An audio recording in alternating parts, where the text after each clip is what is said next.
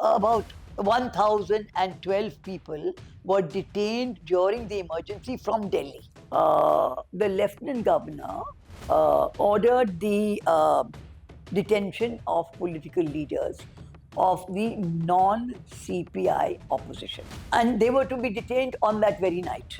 There were white ambassadors moving from point A to point B. For what purpose? Totally unknown. The orders for detention were to issue simultaneously. They were to be acted upon very swiftly, very, very swiftly, so that there is no scope for any leakage of information, so that there is no evasion of arrest. The first thing that arose, are we not supposed to follow the law? Because that's what we have undertaken to do. Or are we to follow political come bureaucratic command? Good evening. Today we are here with Meenakshi Datta Ghosh, the Additional District Magistrate of New Delhi during the time of the emergency. She was the youngest of the lot of 5 ADMs during that time. She was the only woman and the longest serving ADM because she was around for almost 1 year after the emergency ended. Ma'am, we wanted to ask you how everything unfolded. Can you recall that time for us? You served at New Delhi and all the politicians and the important opposition leaders were there. How did it all unfold? Can you tell us about your experience? Well, first of all, let me say that that night of the 25th of June 1975 was a night like no other in the life of a civil servant. And at that time, I was, the youngest in the team that was there. Delhi had only 5 districts then. It has 11 districts today. So there were 5 ADMs. And we were headed by, there was a district magistrate and deputy commissioner for Delhi at that time, Mr. Sushil Kumar. So basically, around 9:30 p.m. on that night, each of the ADMs respectively received phone calls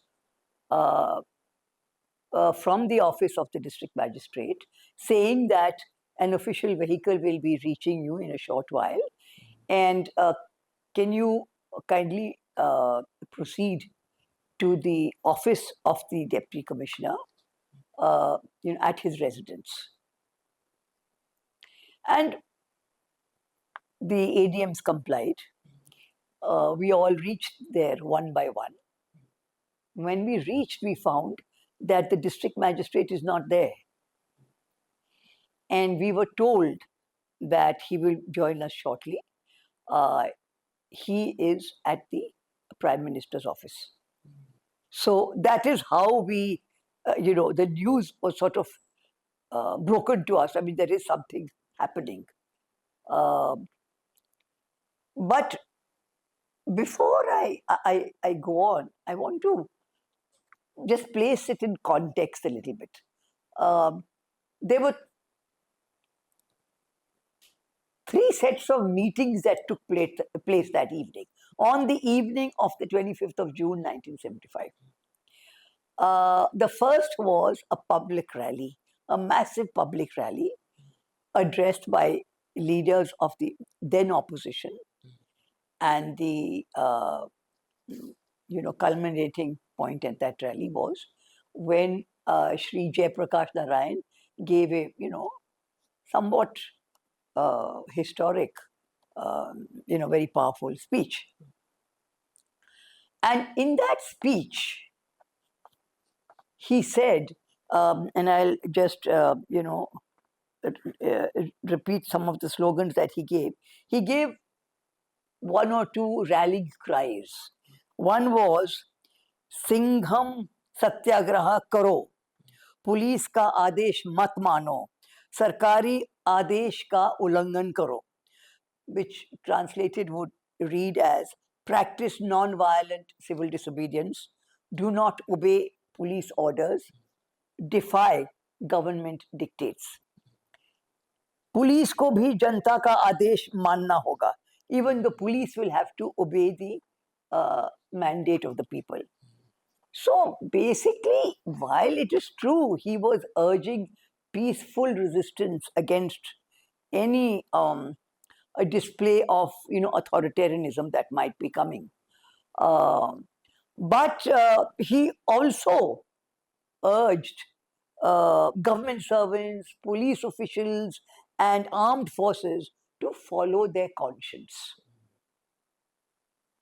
Now, this was one background of that evening. Okay. The second thing that happened that evening was that a meeting was held in the Rajnivas, at which the DM Delhi, Shri Sushil Kumar was there, the IG of police, Bhavani Mal was there, DIG range, Mr. P.S. Bhinder, SPCID, K.S. Bajwa, they were all present. And at that meeting, and possibly Naveen Chawla would also, as Secretary to LG, may have been present. At that meeting, the Lieutenant Governor ordered the detention of political leaders of the non-CPI opposition. So, and they were to be detained on that very night. Now, the district magistrate Delhi objected. He said that there's a minor problem because the requirements of the Maintenance of Internal Security Act 1971 are that individualized and specific grounds of detention are to be detailed before I can sign an order for detention. And within you, if you say that they have to be detained tonight, then there's no time to get grounds of detention. At this point in time, we don't even know the whys and wherefores of where this is coming from. So, and since this is a legal requirement and cannot be waived, I mean, maybe it's not possible to do the detentions under MISA. However, immediately thereupon, a complication arose. The Inspector General of Police said straight away that it's not feasible to consider making these detentions under the preventive sections of the Criminal Procedure Code. The IG of police clearly had sensed that this is going to be some kind of a political purge, and so he said that, I mean, there's a reason for what I'm saying. If we detain anybody under the preventive sections of the Criminal Procedure Code, then the judicial magistrates and the sessions court will very easily and at the earliest they will give them bail. So therefore, the whole purpose of the exercise will be lost. Now, since he was unwilling to use standard preventive procedures for this purpose, I mean, therein lay the rub. So what next? How do we proceed? At that meeting, the Lieutenant Governor said, no, well, I think we need to do it under MISA. I don't think we should hesitate. I don't think there will be any, rethinking on that. That's the second event that took place, the meeting at the Rajnivas. And the third event is the meetings in the PM, Prime Minister's office. The District Magistrate Delhi had prolonged discussions at the Prime Minister's office with the then Additional Private Secretary, Shri R.K. Dhawan. And he explained to R.K. Dhawan the legal and the procedural problems in pursuing this enterprise under the Maintenance of Internal Security Act. And he said that because of these legal requirements, there will, inevitably be, delays which are wholly avoidable. And that in these circumstances, R.K. Dhawan should speak to the Lieutenant Governor and maybe sort this out at that point.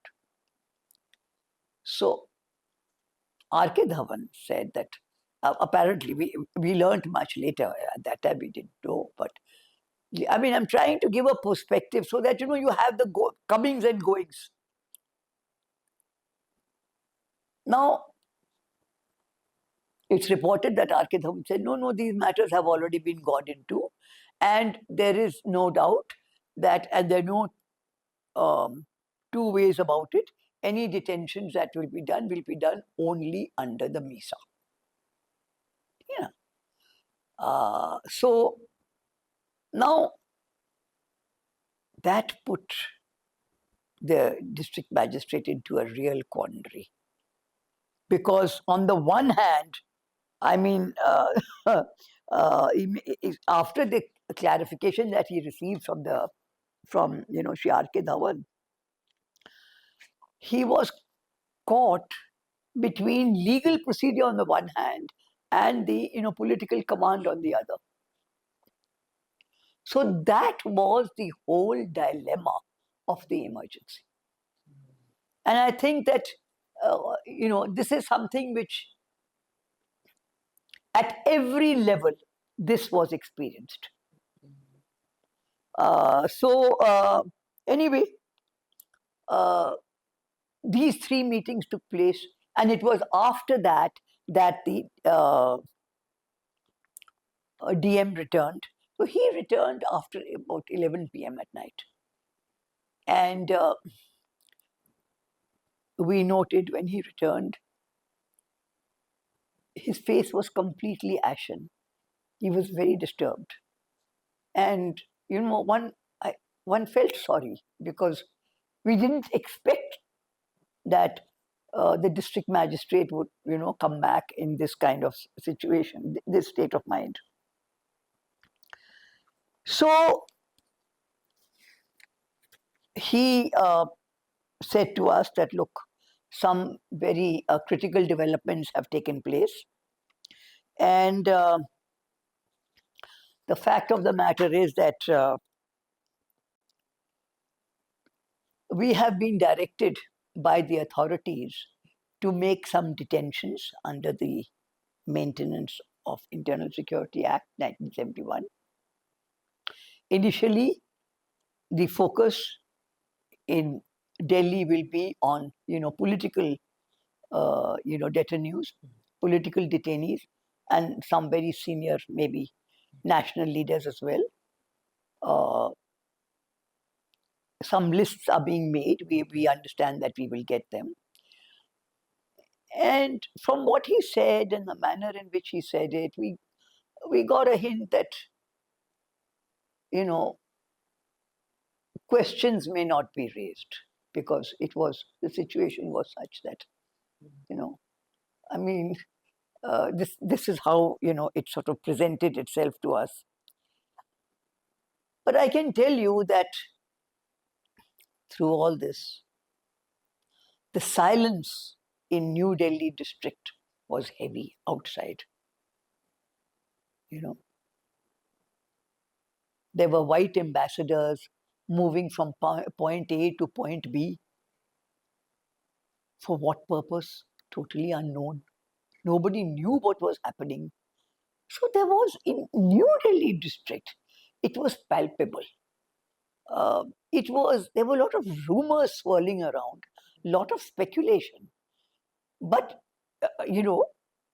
at midnight, past midnight, nobody made an announcement as such as to what had happened or what was happening. It was a very, it was a night of very, heavy tension as to what is going on and what are we being asked to do. So, at any rate, coming back to the meeting with the DM, on that night, only the district magistrate Delhi was empowered to issue the detention orders under MISA. The ADMs were not then empowered. So it was only the deputy commissioner who could issue these orders. The ADMs were the operational arm for the district magistrate to actually continue to do what would follow. The district magistrate said to us that given the unwavering and somewhat extraordinary nature of the orders from the PMO, reiterated by the Lieutenant Governor Delhi, we really have little option except to proceed further in the matter and to move forward.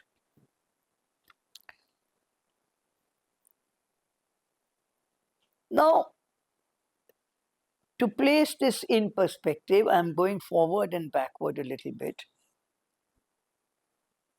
When the emergency ended and thereafter the Shah Commission of Inquiry was appointed in 1977, all of us testified before the Shah Commission. And I don't want, I just want to take it step by step. At that time, it's very significant what the Deputy Commissioner and District Magistrate Delhi, Shri Sushil Kumar, testified. The Lieutenant Governor testified, Lieutenant Governor Delhi testified before the Shah Commission, the District Magistrate testified before the Shah Commission. And I'd like to read out to you what the District Magistrate said.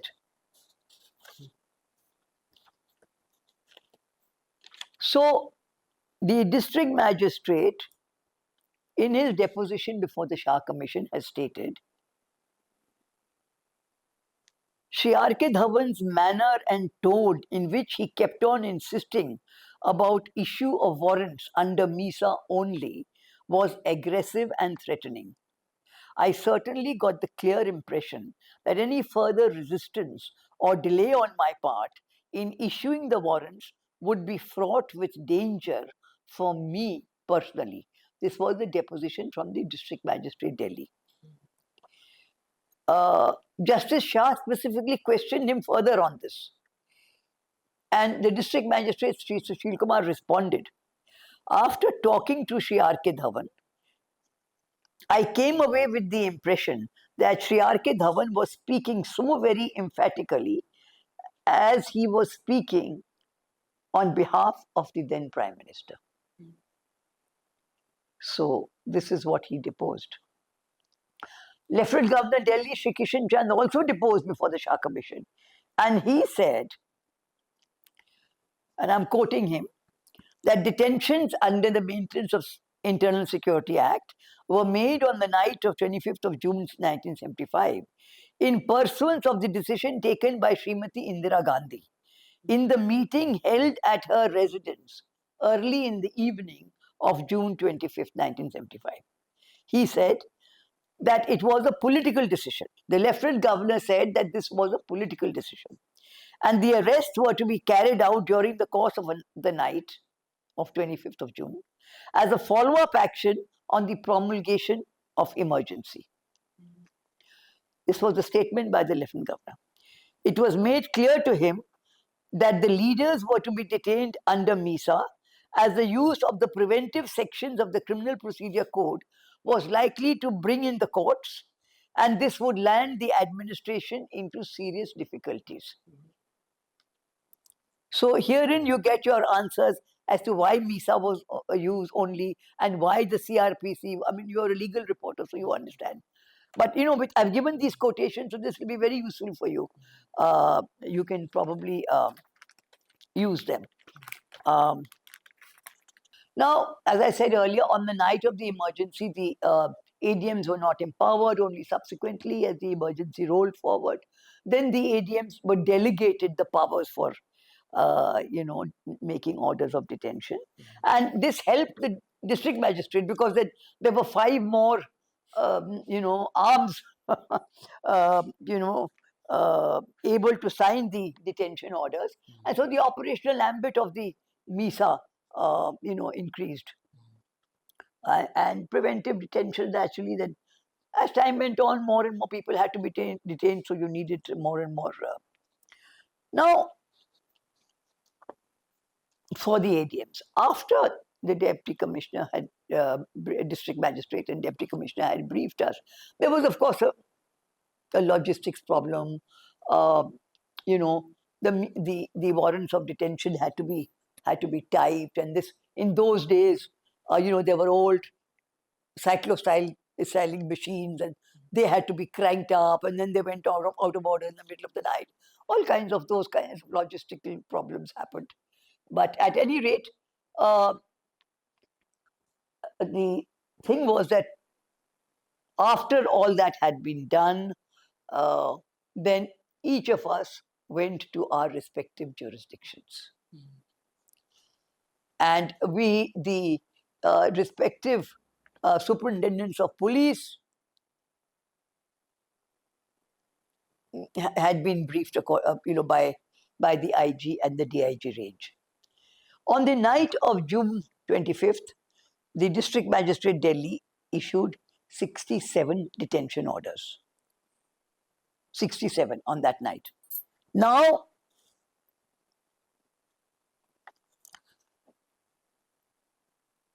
Shri K.S. Bajwa, who was Superintendent of Police CID, he said that he furnished the names of 159 political activists to the District Magistrate Delhi. However, the DM Delhi issued 67 warrants only. The second thing is that the SPCID also categorically deposed before the Shah Commission that he had been unable to send any material on which the district magistrate and deputy commissioners could develop the grounds for detention. So that material and those grounds for detention were sent only the following day.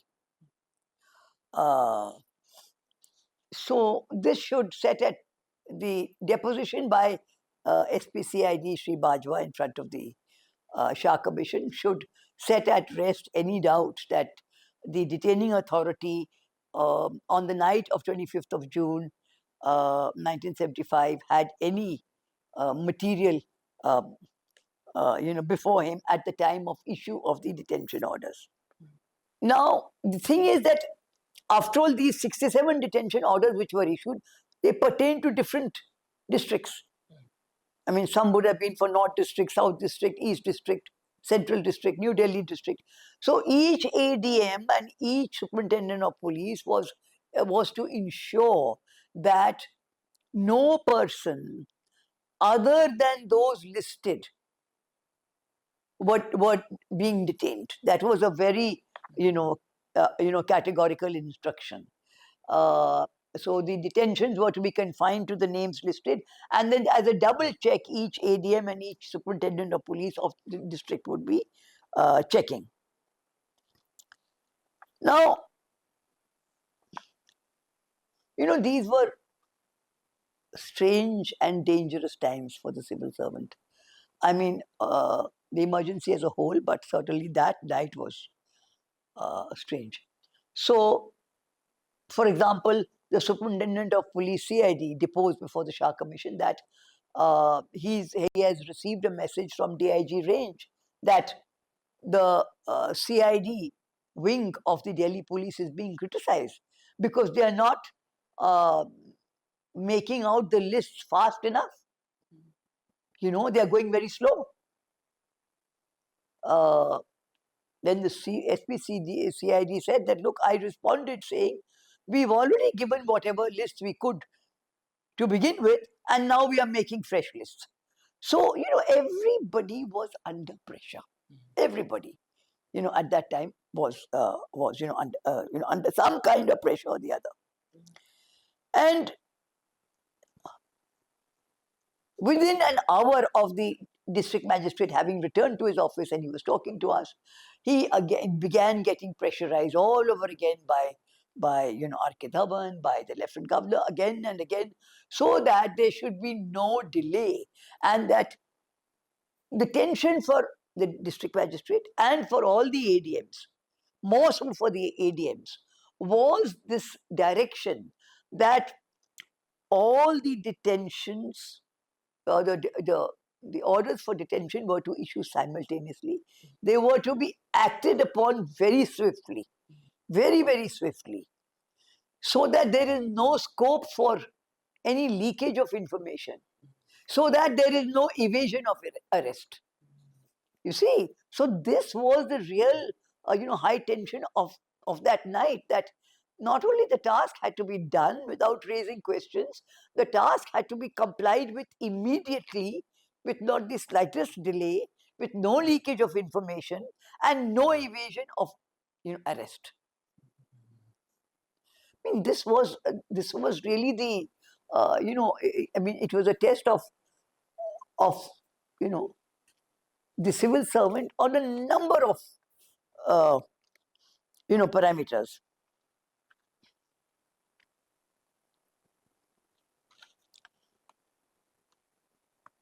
All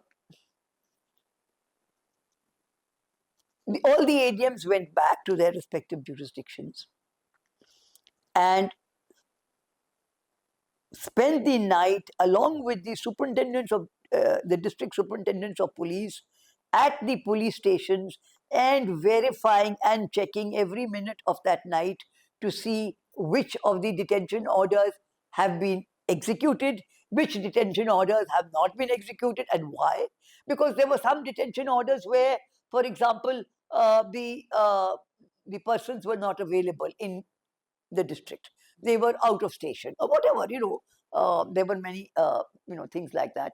So all that had to be accounted for, and report had to be made before we dispersed as to what we had done during that night.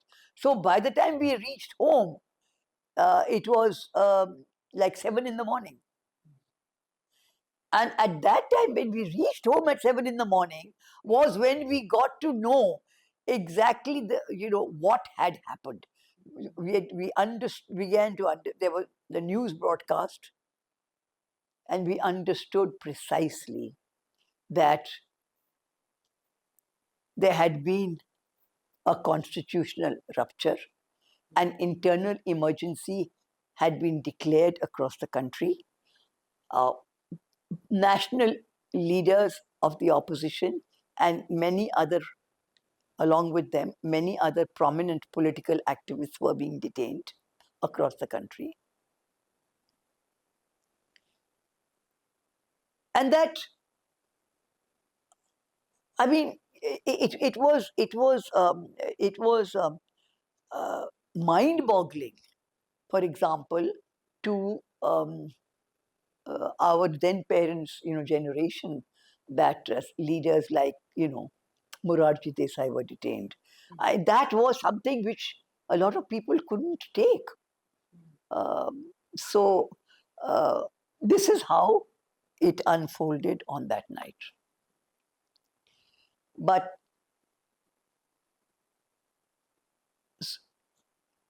since I remained sort of to see the conclusion of the emergency, there were a lot of things that actually, that night is only one part of the story. The other part of the story is how the emergency unfolded. And I mean, there were so many things that happened. I mean, I just, for example, at one point, the Shah Commission has reported and noted in their findings that about 1,012 people were detained during the emergency from Delhi. That's what they have said. And they've given a breakup of these people. 1,012 were detained in Delhi during the emergency under MISA, Maintenance of Internal Security Act. That is 146 members of banned organizations, 180 persons belonging to different political parties, mainly from the non-CPI opposition groups, and 538 individuals classified as criminal elements. These included, economic offenders. However, my recollection and impression of that period is that the numbers may be much higher, even for Delhi. I don't think that this was the final number for Delhi. I think it was much higher. I mean, across the country, over a lakh of people were detained under the emergency. So certainly this was, now just some thoughts on the as the emergency rolled out. While initially on the first night, the names of persons detained or to be detained were vetted in the PMO. And then they were passed on to the Lieutenant Governor Delhi and to the IG of police. And from there on, it came to the district magistrate, etc. But, even speaking for New Delhi district alone, as the emergency rolled, even in the first few weeks, the first few months, the name of one Mr. Ramdhan was initially not on the list, but it was subsequently added. Similarly, the name of Mr. B.G. Varghese and Mr. K.D. Malviya, their names figured on the list initially, but when the final list came after approval from all levels, these two names had been removed. So this kind of, you can say, one is, it's not a laxity in the system, but it's a kind of, obviously there was space and room for a little bit of maneuvering. That started. One of the ADMs deposed before the Shah Commission, one of our colleagues, he said that I had stopped questioning the grounds for detention because I would only be inviting trouble upon myself. So, as the emergency rolled and people understood that this is what they simply have to do, or else, they would be, penalized. So that kind of attitude, came in.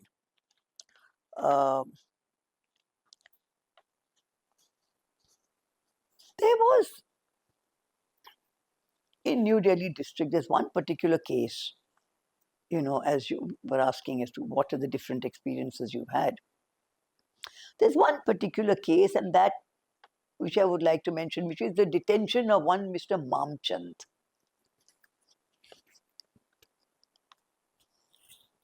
Son of Sri Malkhan Singh.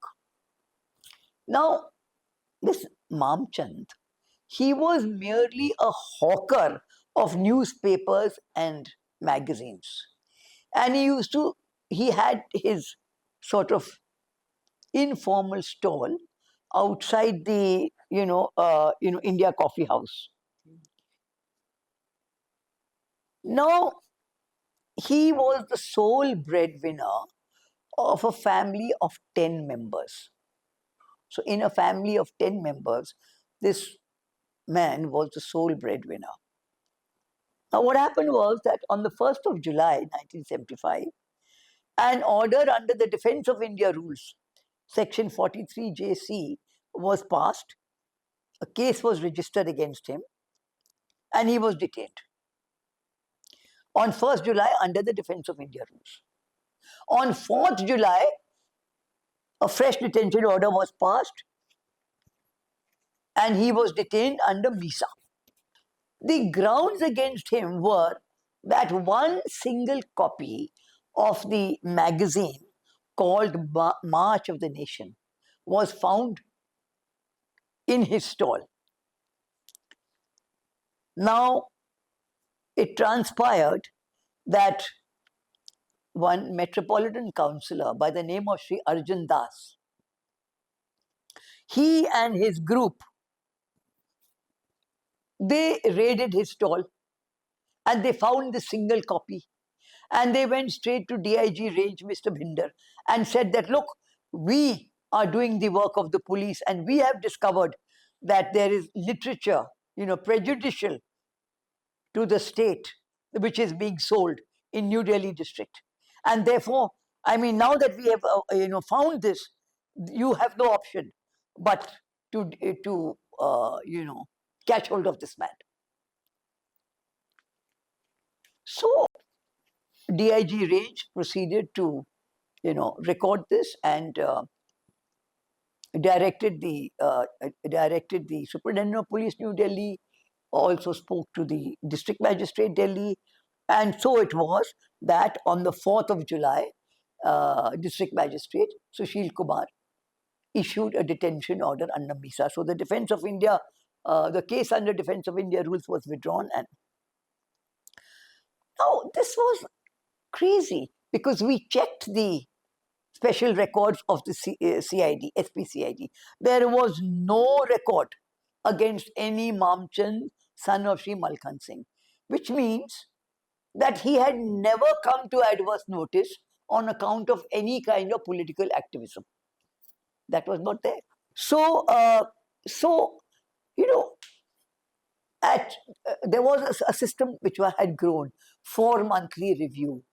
So, as 4 months of his detention concluded, I got an opportunity, and as ADM New Delhi, I recommended the revocation of the detention orders against him for the reason I have written there was no need for continued detention of the detainee Sri Mamchand, having due regard to the measures necessary for dealing effectively with the emergency. It had no relevance. So therefore, he should be released. This should be a fit case to be processed for release. However, the then Home Department recommended continued detention despite this recommendation, and the recommendation of the Home Department was confirmed by the Lieutenant Governor, and so the emergency rolled on. These are the kinds of things that kept happening, and no matter what one did, eventually the emergency just rolled on.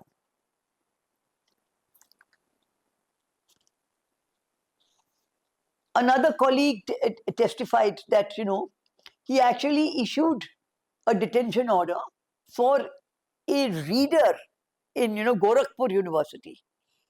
Although that was not his jurisdiction, but that was the direction of the day. It was the direction. It had to be complied with. So even though there was no, territorial jurisdiction, orders were issued. On the other hand, we also saw, and this was amazing, we also saw that some MISA warrants were deliberately kept unexecuted. So directions would be issued by DIG Range or by the SPCID that to the district superintendents of police that the following MISA warrants are not to be executed.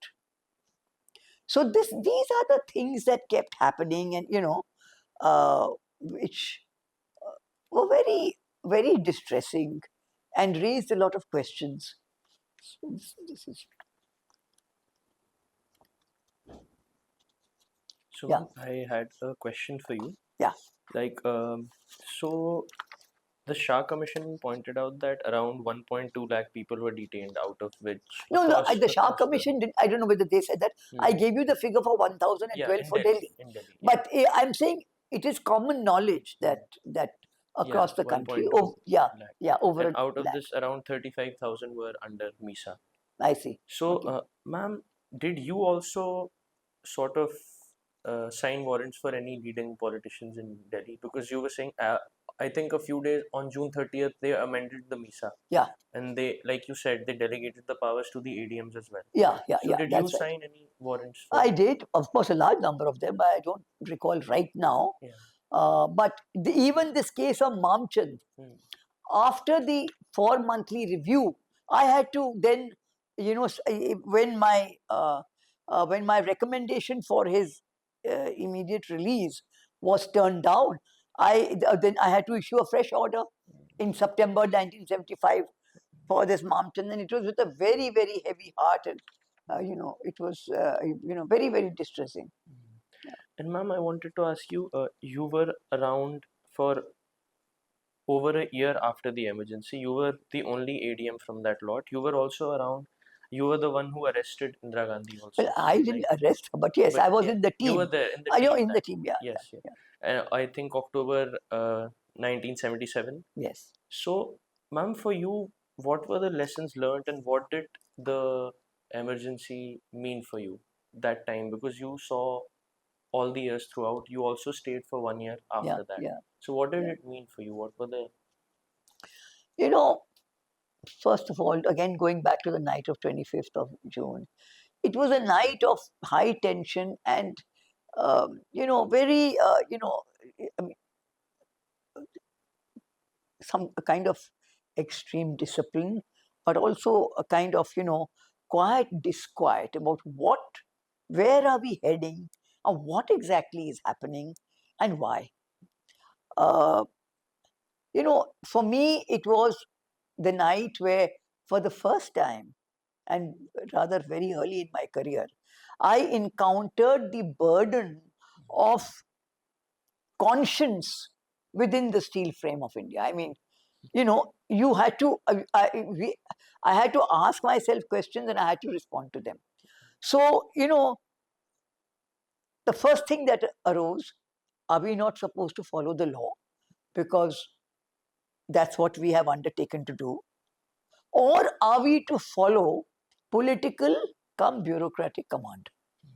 This is the first thing. The bureaucratic command is also coming from the polity, so, political command. Second question is, are we to follow procedure or are we to facilitate power? Because eventually, those who who imposed the emergency were actually exercising power. And so, are we going to respond to them? So, the point is that these questions don't come with any easy answers. There were no easy answers at that night, and on that night, or through the emergency, and there are no easy answers today. So that is one thing which, but it brought out the fact that, you join the civil service, you better be prepared for the ups and downs. And the downs can be really low, the ups can be very high. So, and we've all been through this career and we have experienced the ups and downs. But this night really remains etched in one's memory as a turning point. Turning point because it prepared, one thing it did, I have to say, it prepared one for, one could take on anything after this. This is one thing that I certainly, came away with this experience. And also that, it's on the one hand, uh, you know, swear allegiance to the constitution and to the country. But on the other hand, on the ground, what you are required to do or what you are made to do is quite different. So that is also one thing that. Ma'am, I had a last question for Huh. you. So ma'am, from 1971 to 1977, we saw that in North India, almost the Congress went down from 165 to 2 seats. And so my question is, you were in Delhi throughout. Did you see the public sentiment change slowly? Did you see the people? Oh, well, uh, actually, that's a very good question. You see, I would like to answer it by narrating the arrest of the former Prime Minister, Srimati Indira Gandhi, because that was the turning point. That was really the turning point. Now, so the emergency ended, as you know, in 1977, and the Janta Party came to power, and Sri Morarji Desai was the Prime Minister. So now, one major political event post emergency was the arrest of Srimati Indira Gandhi. So, what happened? On October the 3rd, 1977, Srimati Indira Gandhi was arrested by the CBI under the Prevention of Corruption Act.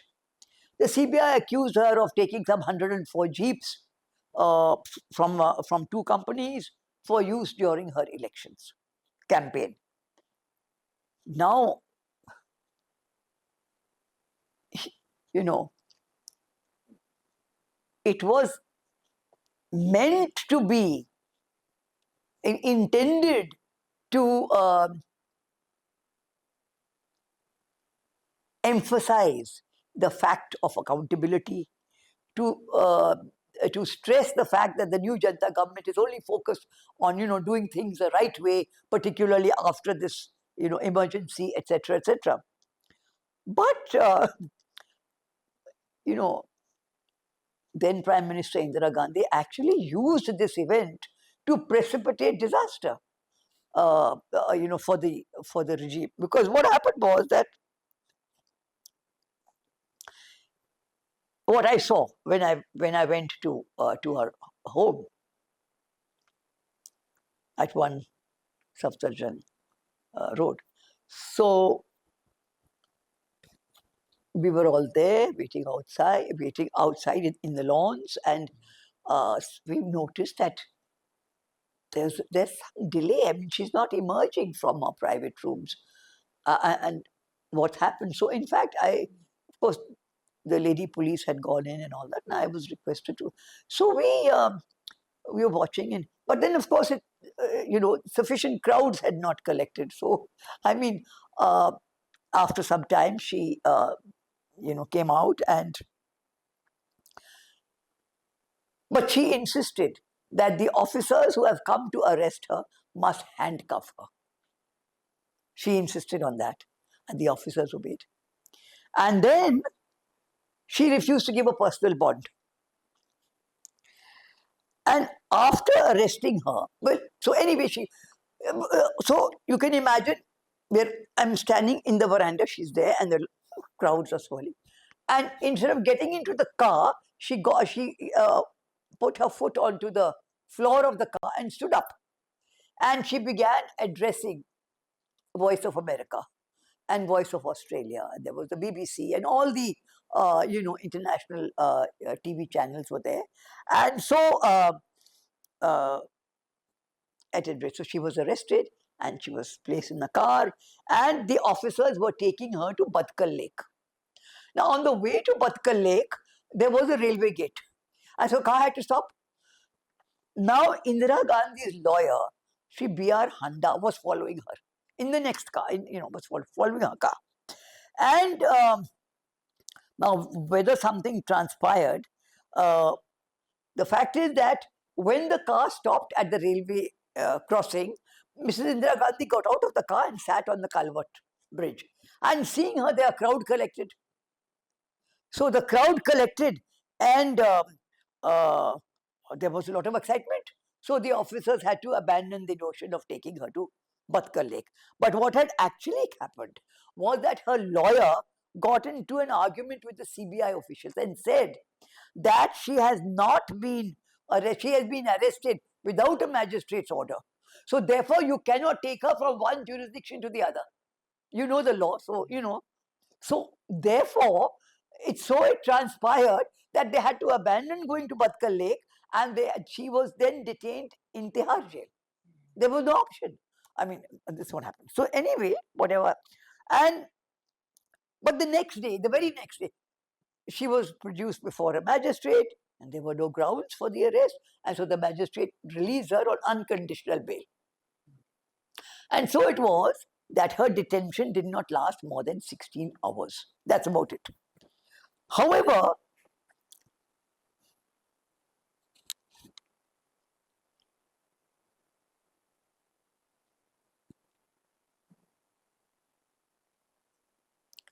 the fact is that the very fact of her arrest created a huge sympathy wave for her. And so, that was a sort of a turning point. So you can imagine, in the very year when the emergency had ended, by the end of the year, a turning point had already come in 1977. Because she was arrested on 3rd October, released on 4th October. And her arrest was seen as purely, politically motivated. Now, for me, you asked the question about, did you see things turning for the Congress? For me, as ADM New Delhi, I was back on the streets of New Delhi you know, uh, doing what I was doing before the emergency. Before the emergency, Indira Gandhi was,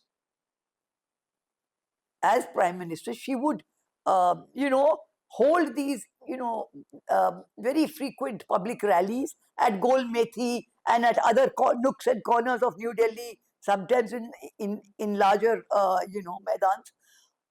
So our attention was constantly taken up by what she's doing, where she's going, and with that the crowd management, with that criminal elements seeping in, all those kinds of things used to be happening. So after her arrest, she lost no time. She again began doing all those public rallies, and so as ADM New Delhi, I was again in 1978, I was again on the streets of New Delhi.